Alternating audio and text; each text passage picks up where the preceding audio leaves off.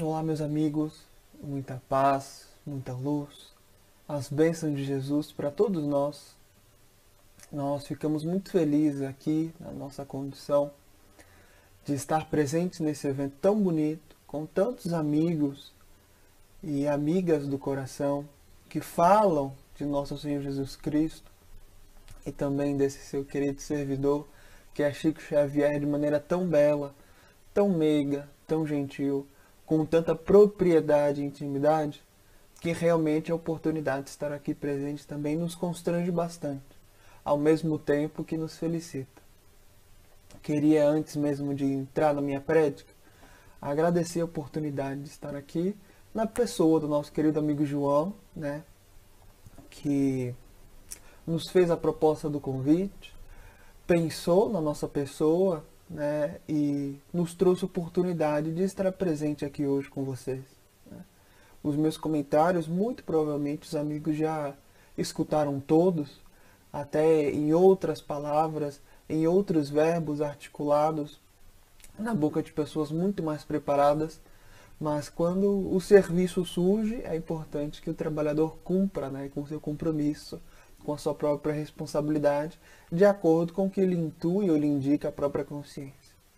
Então estou aqui na conta de mais uma pessoa para falar desse querido luzeiro de luz, que não somente foi, mas continua sendo Chico Xavier.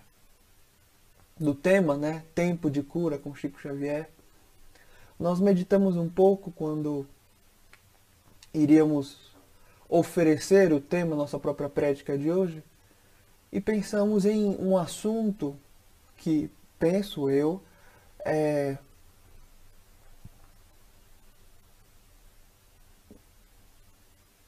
desejoso que cada pessoa possa desenvolver a seu tempo, né? Que é tempo de cura, mas considerando o trabalho. O trabalho como símbolo de cura realmente. Porque muitos de nós vamos considerar o próprio refazimento das energias, o refazimento das forças orgânicas, das forças mentais, considerando, claro, o descanso do corpo, considerando também a abstração das atividades que estão se fazendo.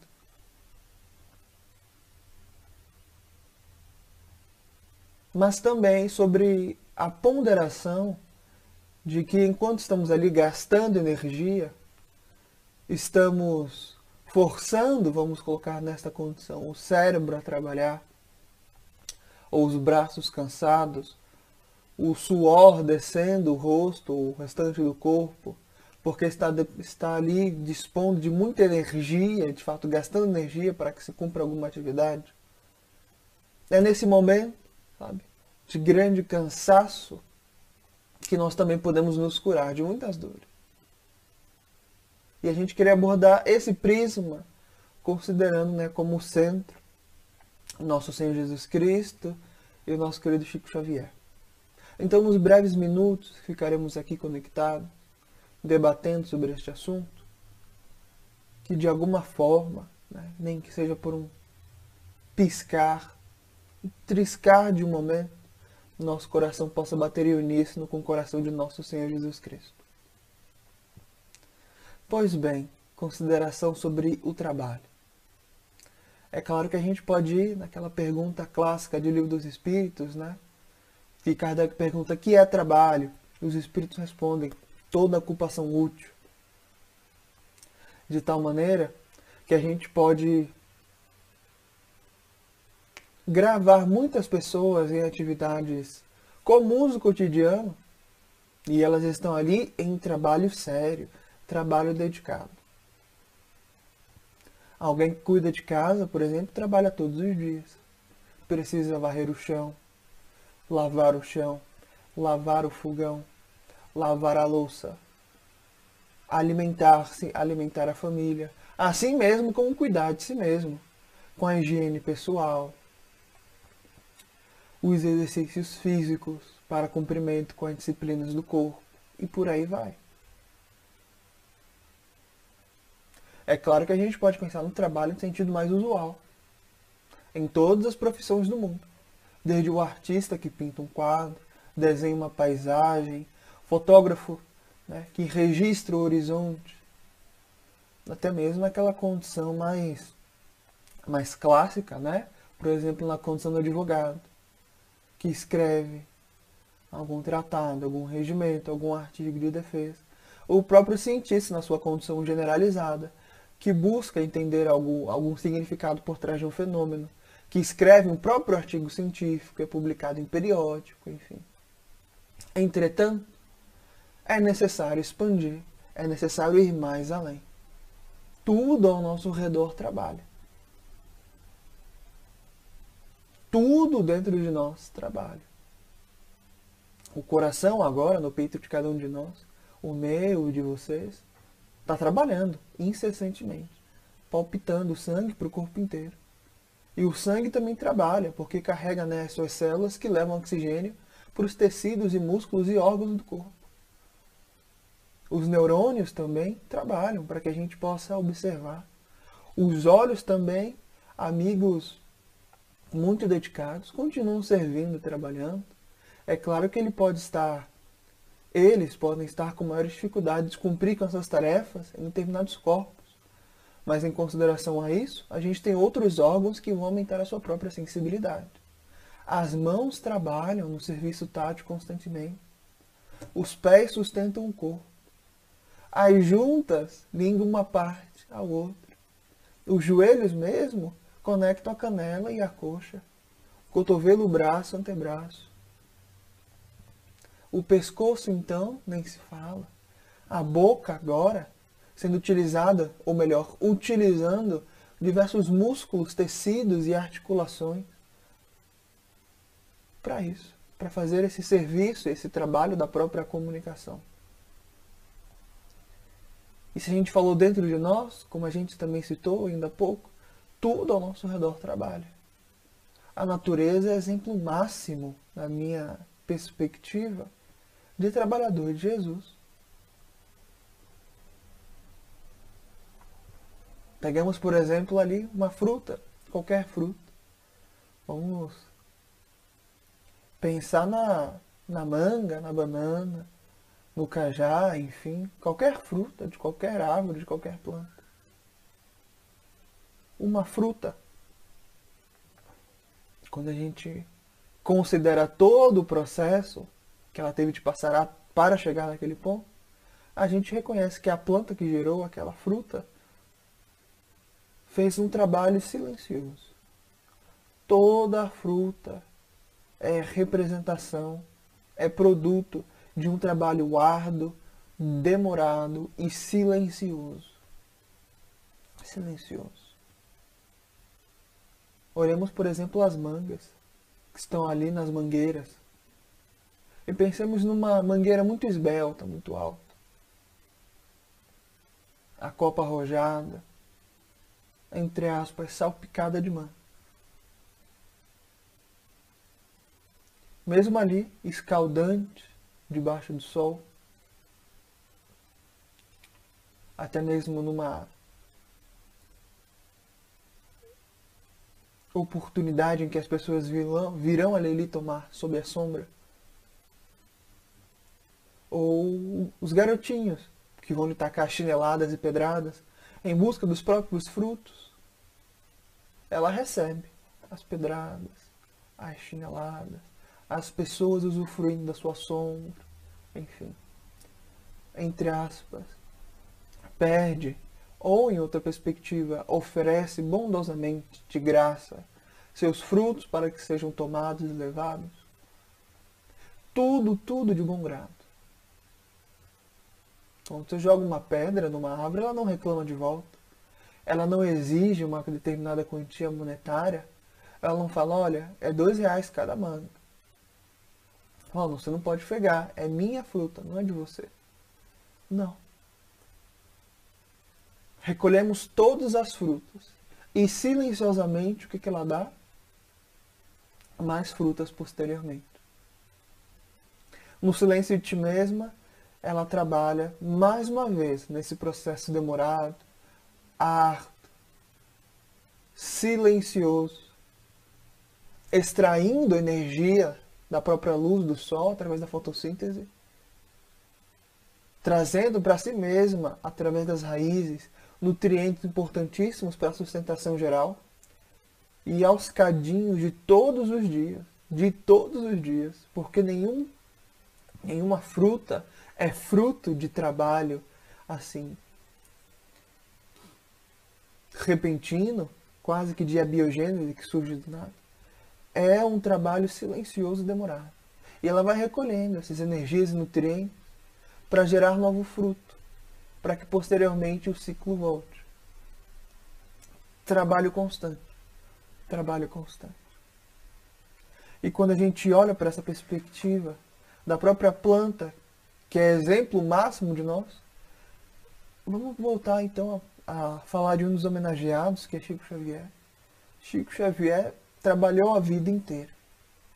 É claro que os amigos, né, que estão participando do evento já falaram e continuarão falando muito melhor do que eu de todos os trabalhos de Chico Xavier.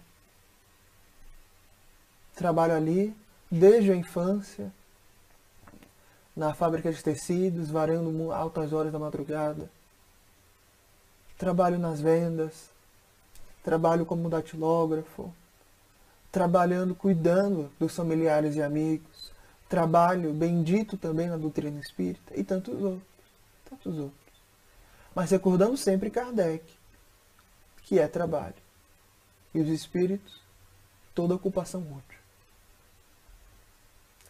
Isso nos leva ao nosso primeiro exemplo humano de realmente cura pelo trabalho. Nosso lar.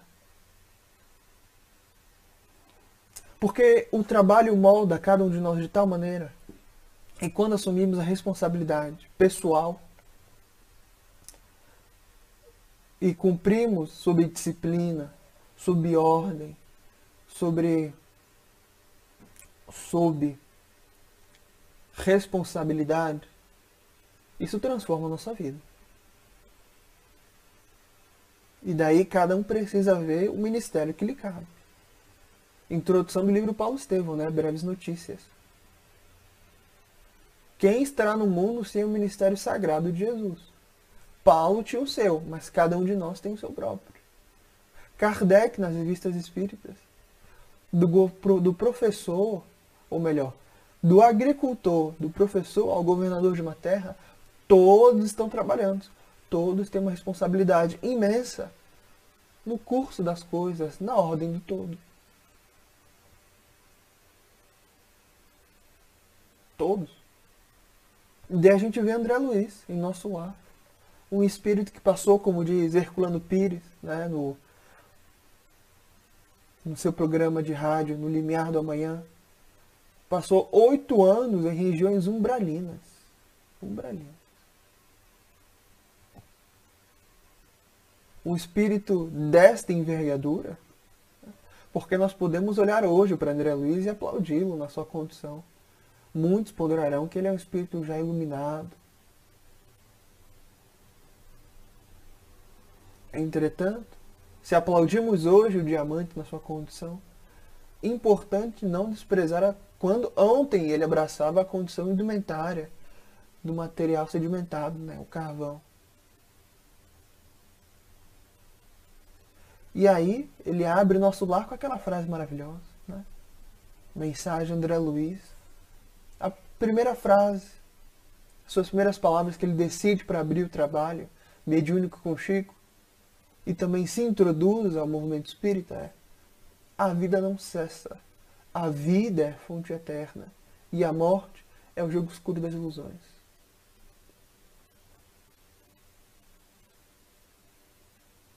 Um espírito consegue falar uma coisa dessas, que vai assim profundo no coração de cada um de nós, só conseguiu isso através do trabalho, curando a si mesmo. Capítulo 1 e capítulo 2 nos mostram a condição de André Luiz. E ele fez questão de narrar como é que ele chega no mundo espiritual. Cansado, com fome, com frio, as condições orgânicas não haviam se alterado, o câncer que ceifou-lhe a vida carnal estava ali ainda, né, lhe cutucando o corpo perispirítico. A barba crescia, o cabelo ainda crescia, as roupas rasgadas. Tudo ali como se tivesse encarnado, mas pior. E ele comenta, né? Pouquíssimas vezes dormia, pouquíssimas vezes. Quando não conseguia dormir, que era a maioria dos casos, eram porque criaturas animalescas iam até ele lhe perturbar. Ou senão, a consciência ali galopante, lhe cutucando, lhe ferindo, lhe mostrando todos os erros e tropeços. Mas ele também pondera. E uma saudade imensurável de casa. Uma saudade de casa. Daqueles que tinham ficado. Era a esposa, os filhinhos. E é curioso ele falar saudade, porque enquanto encarnado, ele nunca pensou nos filhinhos. Muito menos na esposa. Que saudade é essa? Que quando encarnado, ele estava ali na vida boêmia, traindo a esposa em múltiplas oportunidades, menosprezando o contato com os filhos, ignorando a responsabilidade de pai. E agora desencarnado, vê ali todos os prazeres, todos os benefícios que uma posição de cultura e riqueza lhe haviam lhe dado, cair por terra, um apanágio de fantasias. Como um castelo de cartas, rui ao chão, com o menor contato do vento.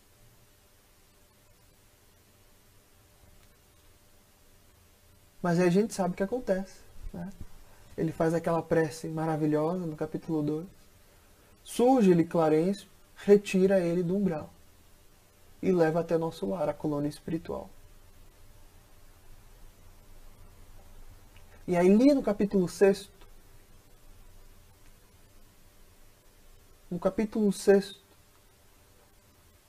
o médico espiritual que está cuidando do seu caso e Clarencio vai visitá-lo.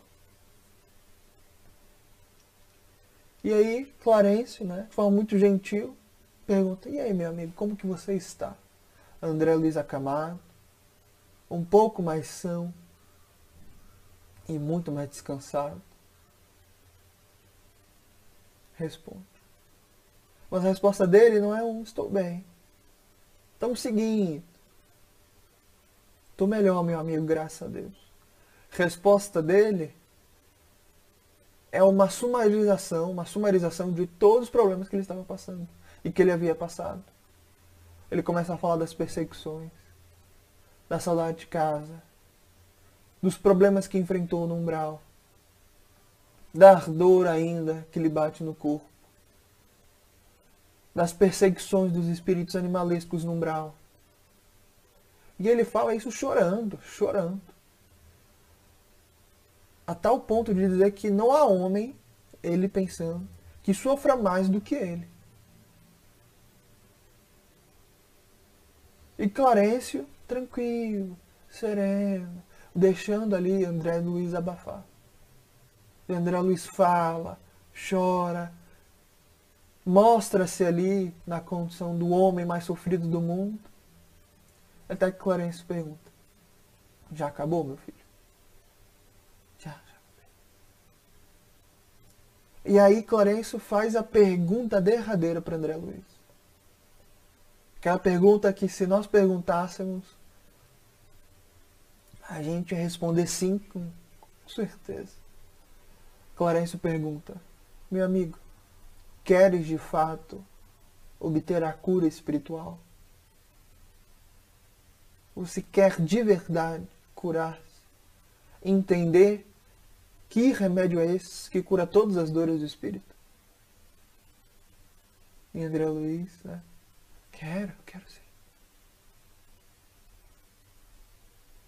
E aí Clarencio assume a condição do mentor e responde: meu filho, então aprenda primeiro a não falar excessivamente de si e da própria dor. Não fale de si e da própria dor excessivamente. E é importante esse excessivamente. Em excesso, além do limite. Esse limite, cada consciência que se julgue. Não queremos aqui na nossa fala ir contra todos os processos, né, psicológicos, de atendimento, psicológicos, atendimento de psicanalistas, psicólogos, muito pelo contrário. É sobre o falar excessivamente. E Clarencio fala. Prossegue para André Luiz. Lamentação indica doença da alma.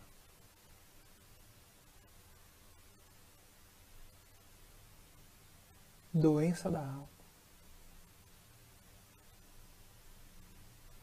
E é uma doença de tratamento laborioso, demorado, difícil.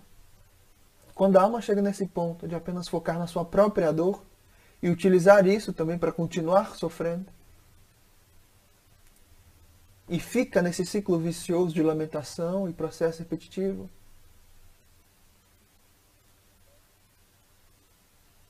é necessário muito, muito esforço para curar. E Clarencio traz as ponderações. A sua família que ficou não está desamparada. O mesmo Deus que cuida de você está velando por eles na terra. Está velando por eles na terra. Porque até então André Luiz achava que estavam ali. Como diz o jargão social, ao Deus dará, abandonados. Muito pelo contrário. Lembrando Emmanuel no livro Coragem, capítulo 25. Eis que Deus te abençoa no pão que te nutres, no remédio que refaz, na palavra amiga, na oração que reconforta. E tudo que Deus pede de volta é que você abençoe também. Estão ali sendo cuidados a todo instante.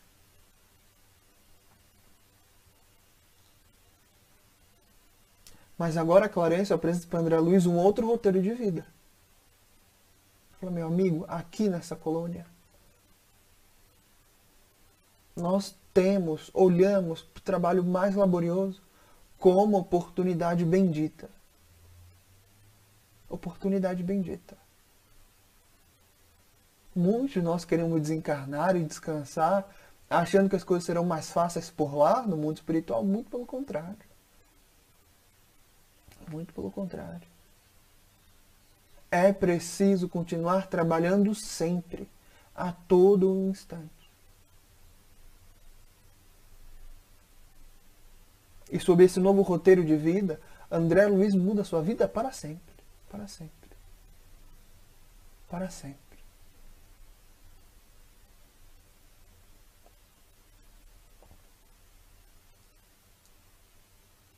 Curando-se pelo serviço, pelo trabalho.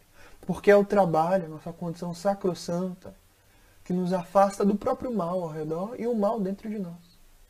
Coloca a mente ocupada, para que a gente não dedique tanto tempo na lamentação de si mesmo, nos pensamentos obsessivos de nossa parte, da parte dos outros. As situações complicadas, entre aspas, cabeludas da vida. Tudo isso pode ser retrabalhado sobre o próprio trabalho. Com o próprio trabalho. E trabalho edificante. Que fortifica, que esclarece, que dignifica. Que é útil aos outros.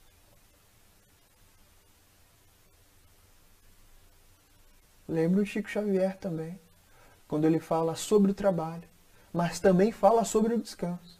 E ele diz, olha, para mim, o espírito de férias, ele deveria ser apenas concebido, considerado por nós todos, apenas para refazimento do corpo, para que nós voltemos ao trabalho. Isso, bom. Sempre trabalho, sempre servindo, incessantemente. Cumprindo a nossa parte, né, nesse grande todo, como a gente comentou no início. Nosso segundo exemplo de alguém que soube refrigerar a própria alma através do trabalho. Nosso Emmanuel, capítulo 290, do livro Deus Conosco.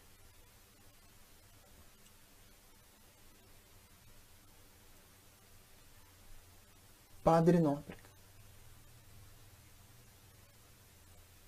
Porque nós vamos olhar para Emmanuel, e mais uma vez, que nem André Luiz, e colocá-lo na condição do espírito já muito evoluído, olhando a condição atual e menosprezando os dias do passado.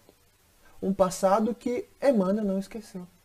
Porque ele mesmo trouxe esse passado em muitas oportunidades. Especialmente nos romances.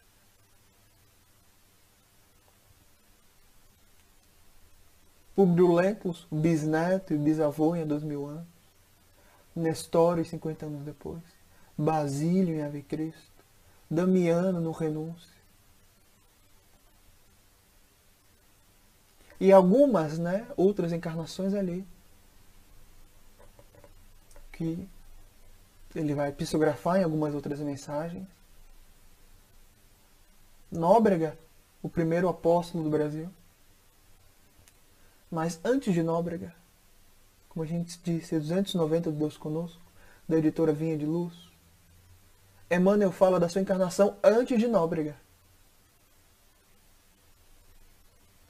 E mais uma vez, Nóbrega é considerado o primeiro apóstolo do Brasil. Humberto de Campos, no Boa Nova, diz: quando Nóbrega chega no Brasil, o sermão do monte do Cristo com as bem-aventuranças se repete. Se repete. Servidor incansável.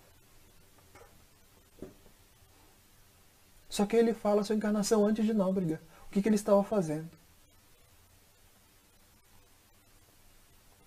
Ele diz: havia acabado de desencarnar no século XV, ali na península. Ele não fala qual península. Muito provavelmente a Península Ibérica, Espanha ou Portugal.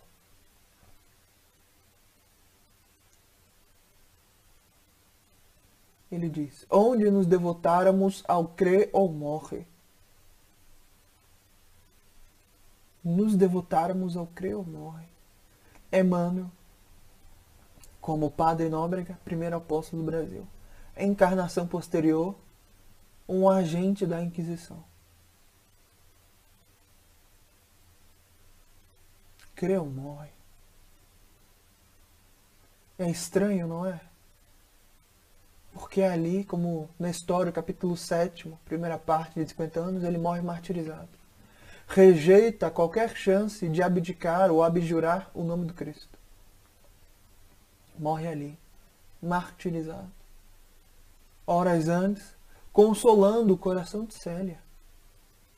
Com um discurso assim impecável, que faz as almas mais frias, gélidas, chorarem. Para 1500 anos depois, se devotar ao crer ou morre. Porque não é como morre, É como vive que importa. Ele prossegue. Tinha meu espírito cansado de querer e mandar sem o Cristo. As experiências com o poder e o dinheiro haviam deixado meu espírito em profunda exaustão. Profunda exaustão. Ele estava cansado, exausto. E é somente isso que ele lidava constantemente. O poder e o dinheiro. Ele tinha um espírito cansado. Infelizmente, mesmo no seio religioso, mesmo tendo visto Cristo, capítulo 5, primeira parte, 2000 anos, mesmo morrendo martirizado, e muitos outros contatos diretos e indiretos com Cristo, nesses 1500 anos de encarnações, ele havia esquecido ali, João capítulo 4, Jesus e a mulher samaritana. Quem beber desta água não terá mais sede. Ele havia se esquecido dessa fonte preciosa. Fonte esta que está dentro de nós.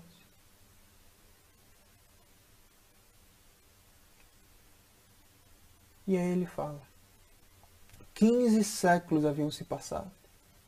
15 séculos decorridos, sem que eu pudesse imolar-me por amor ao Cordeiro de Deus, como fizeram um dia a esposa do coração em Roma.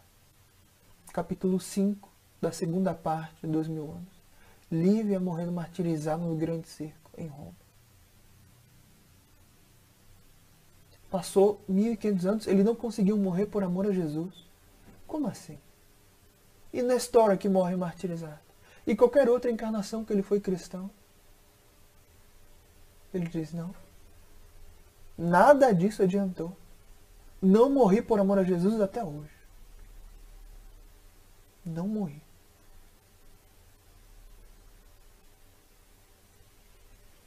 A gente estranha, né? Como assim? Ele não abdica, morre martirizado e diz que não adiantou, que não conseguiu morrer ainda. Quem responde para nós essa questão? Capítulo 13 da primeira carta aos Coríntios. É o próprio apóstolo Paulo. Ainda que eu tivesse nas profecias, falasse a língua dos anjos, sem amor, eu seria como o símbolo que soa, né? O metal que tine. Na época de Paulo, ali especialmente em Corinto, você tinha vários teatros. E na frente do teatro você tinha alguém batendo sino para chamar a atenção ao espetáculo. Quem não tem amor, mas faz alguma coisa, é como essa pessoa que só bate o sino para chamar a atenção para si. Mas dentro, tudo vazio. Ele prossegue. Especialmente ali no versículo 3. Ainda que eu desse meus bens para os pobres, todos os meus bens para os pobres, desse meu corpo em sacrifício, né? Ser consumido pelas chamas, se eu não tiver amor, de nada me adiantaria.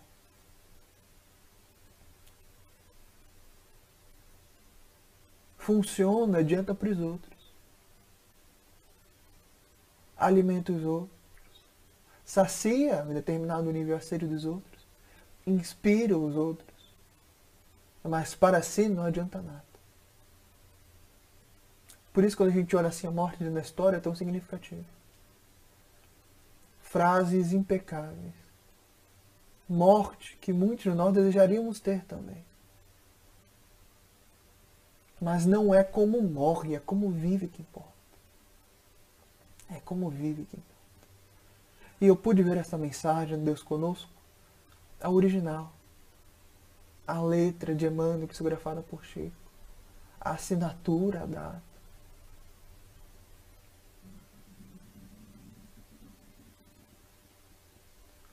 Mas ele prossegue. Ele queria uma oportunidade para esquecer o fastígio de si mesmo. Ele estava fascinado por si. Naquela condição da criatura que se coloca como o próprio Deus. É necessário avançar. Mais uma vez. E ele diz, até que compreendi, né, a grandeza da terra que nos acolhe agora. E que Jesus, que o serviço a essas terras, especialmente ao Brasil, não me saísse mais do coração. E por isso aceitei de novo a sotaina, né, a batina de padre. E por Padre Nóbrega reencarnei. Padre Nóbrega. E ele diz, vi a terra realmente, imensa, gigante, e vi as dores dos índios. E ele buscou servir. Quando a gente lê biografias de Nóbrega, é como ler um Paulo Estevão, uma brasileira. Nas suas perspectivas, proporções, Nóbrega agora é Paulo de Tarso. E todos os gentios, né, são os silvícolas, os índios e demais sofredores que estavam ali no Brasil, naquele tempo. E ele vai servindo cada um deles.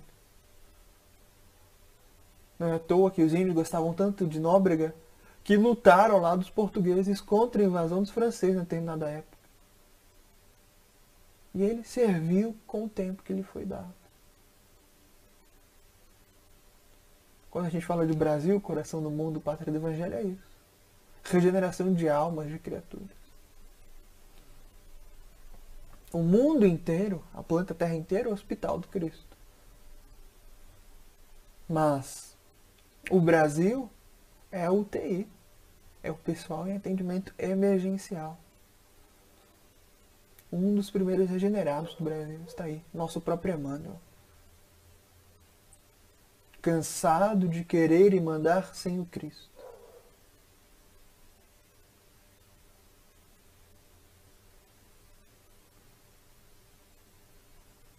É disso que a gente fala, sobre trabalho e cura. É nas suas próprias... no silêncio do próprio serviço, entregar a si mesmo a Jesus. É realmente na oficina laboriosa com o Cristo é que nós vamos seguindo e trabalhando e curando a nós mesmos. Não esquecendo ali a introdução do livro Caminho, Verdade e Vida, interpretação dos textos sagrados. Emmanuel vai interpretar ali uma mensagem da Epístola de Simão Pedro. Se não me falha a memória, é a segunda Epístola a Simão Pedro. Mas enfim, é quando Simão Pedro comenta para nós. E lembramos disso. Nenhum texto das Escrituras tem uma determinada interpretação. Está ali, em aberto, né? Simão Pedro diz para nós. E Emmanuel vai colocar isso porque ele vai colocar versículos a versículos e trazer uma interpretação que muitos de nós não considera como usual. E Simão Pedro vai continuar falando para nós. Ou melhor, Emmanuel vai interpretar as palavras de Simão Pedro até que certo ponto ele vai colocar. Para o Cristo, para Jesus, não há divisória, não há cerca, não há muro.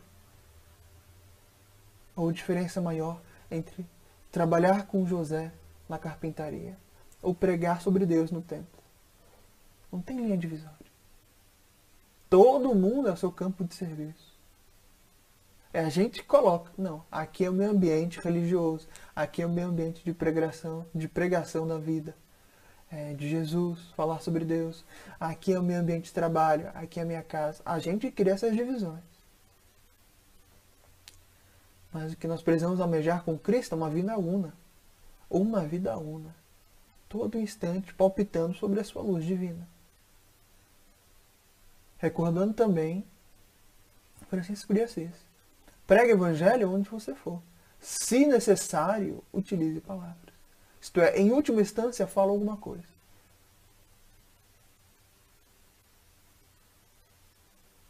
Emmanuel também escreve. É por conta disso, de criar essas divisórias entre um espaço e outro. Diz, por mais louvá-lo nos cultos e nas igrejas, e menoscabá-lo nas ruas, é que temos naufragado, encarnação após encarnação, por nossa própria culpa. Culpa nossa. Ainda naquela mensagem Deus conosco, Emmanuel fala o seguinte: em torno de nós há um povo que tem sede e fome do Salvador. A alteração de nomes não importa. O importante é o trabalho, é o serviço a cumprir. Todos nós somos panfleteiros do Cristo, pregando, cartazes ao redor para uma festa que não é nossa, que não nos pertence. Mas há um povo em torno de nós que tem sede e fome de Jesus. Capítulo 3 da segunda parte do Paulo Estevão, lutas e humilhações. Abigail para Paulo de Tarso. Abigail já desencarnada. Paulo de Tarso querendo desistir da tarefa. E a tarefa nem tinha começado.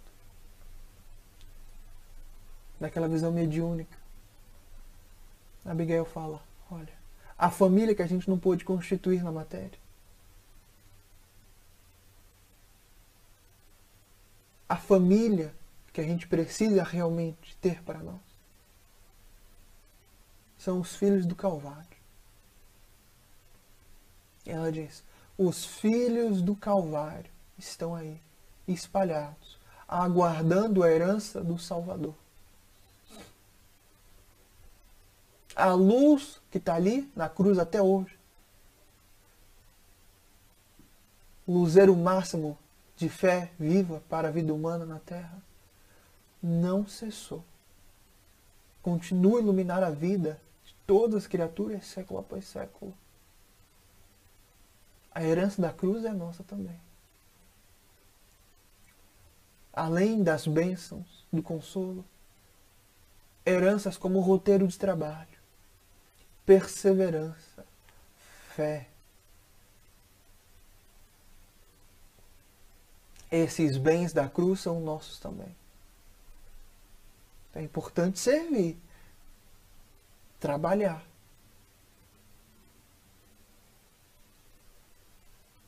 E como último exemplo, para encerrar nossa prédica de hoje, falei de André Luiz, de Emmanuel, mas comecei falando sobre uma planta. Aqui no nosso exemplo foi uma mangueira.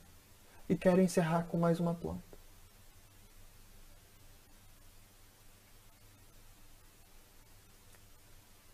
No livro Astronautas do Além, Chico, por Espíritos Diversos, né? Ali da série Chico Xavier, Pede Licença, enfim, com Herculano Pires, Chico vai psicografar um espírito, né?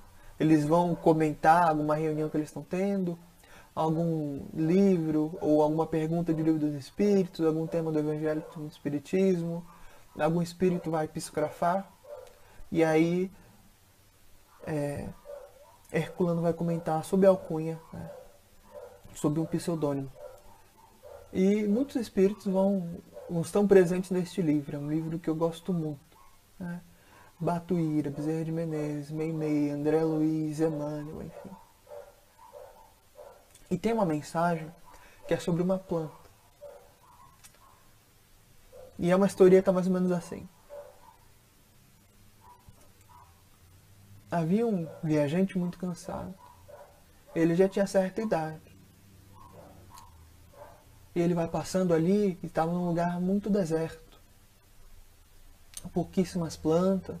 E estava debaixo de um sol muito escaldante. Vamos pensar no sol do nosso Amazonas, né? A minha terra natal. Um sol muito forte. Ele ali cansado, porque ele viajava constantemente de uma cidade a outra. Até que ele vê uma árvore, né? Enquanto se aproximava. E não havia muitos galhos ali. Não tinha muitas folhas também. Mas tinha o suficiente para ele conseguir se esconder do sol e respirar um pouco.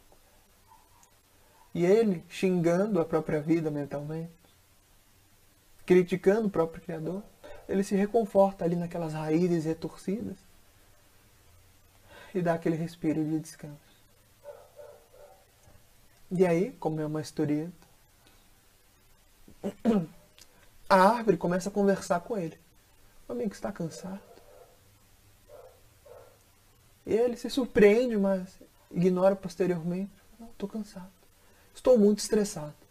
E se inicia um diálogo entre a árvore ali, já velha, enriquecida, ressequida, e o próprio viajante. Oh, meu amigo, fica assim não. A árvore começa a consolá-lo. Fica triste assim não. Você tem força ainda, consegue trabalhar. É importante ser feliz. E aí, vendo que o homem estava comprando muito a sua própria argumentação, ela fala de si mesma. Olha para mim, por exemplo. Quem me vê hoje assim velha, eu peço até desculpa. Mas eu também já fui muito jovem. Eu vim de uma sementinha. Cresci aqui nesse chão que você está vendo. Me desenvolvi. Cresci tanto, tanto. Até que eu pude sair da terra e ver o sol. E meu coração ali agradecendo a Deus.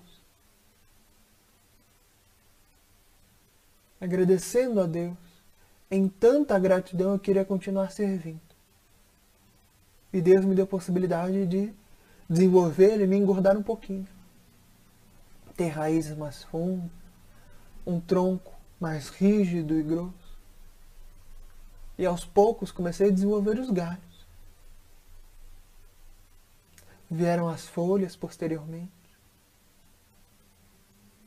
E eu ali com tanta gratidão a Deus por cuidar de mim. Porque eu era cheia de vida. Cheia de vida. Muitos insetos estavam assim, constantemente ao redor de mim. Os passarinhos vinham e entre casais faziam ninhos em mim, nos meus galhos. Minha copa era muito maior. Eu tinha muito mais ramos e folhas. E tantos outros viajantes como você, meu amigo, vinham aqui reconfortar-se na minha sombra, que também era muito maior. E eu ali, tão grato a Deus. E Deus, em resposta, me deu oportunidade de desenvolver frutos. E meus frutos ficavam assim, à mostra, à disposição para todo mundo pegar à vontade. E eu nunca reclamei, porque ficava feliz em servir, em trabalhar. É claro que posteriormente vieram os dias difíceis, complicados.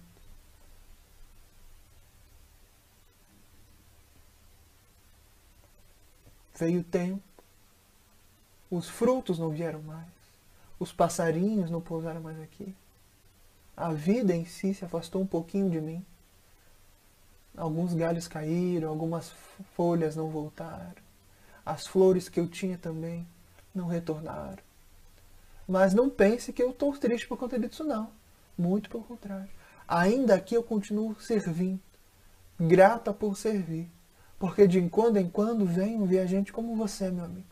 Cansado. Se reconfortar um pouco ainda nas minhas raízes.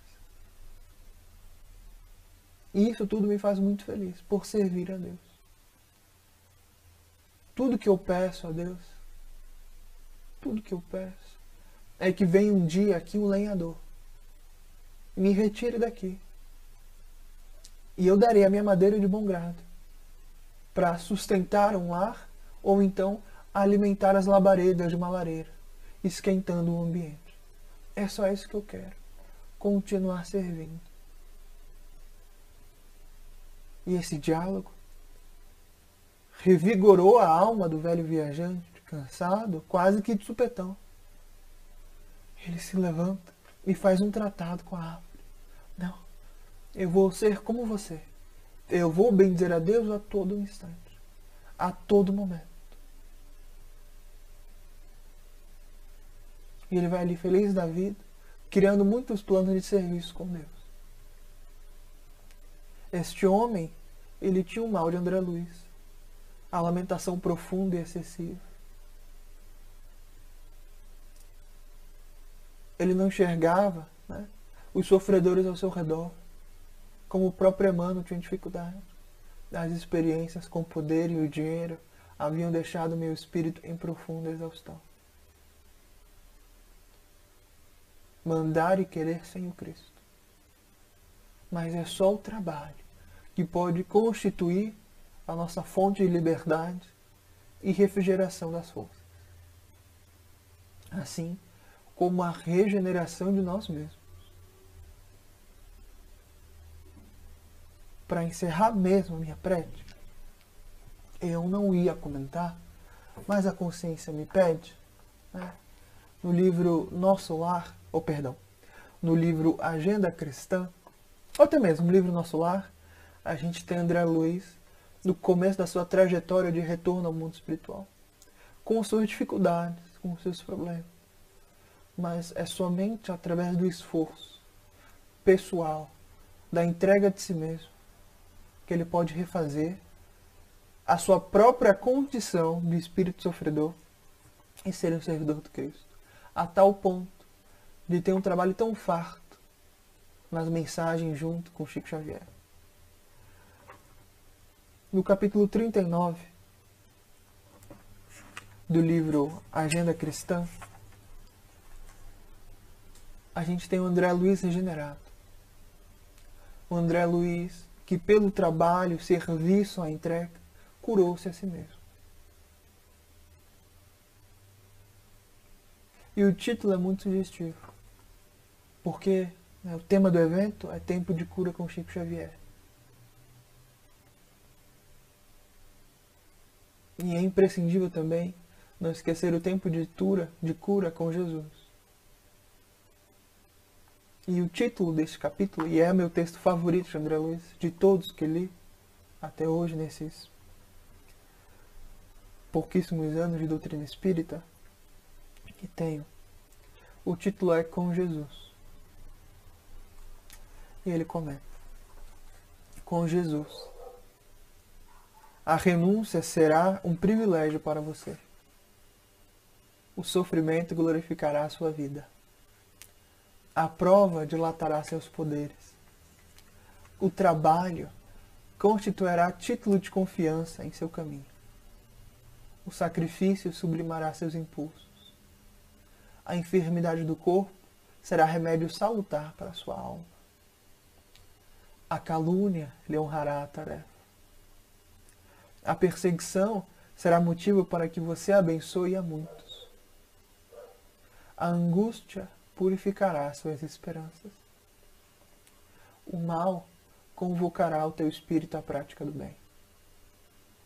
O ódio desafiar-lhe-á o coração os testemunhos do amor. E a terra,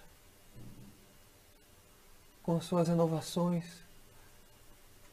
e contrastes incessantes, representará a bendita escola de aprimoramento individual, cujas lições purificadoras deixará você para sempre o egoísmo esmagado. André Luiz.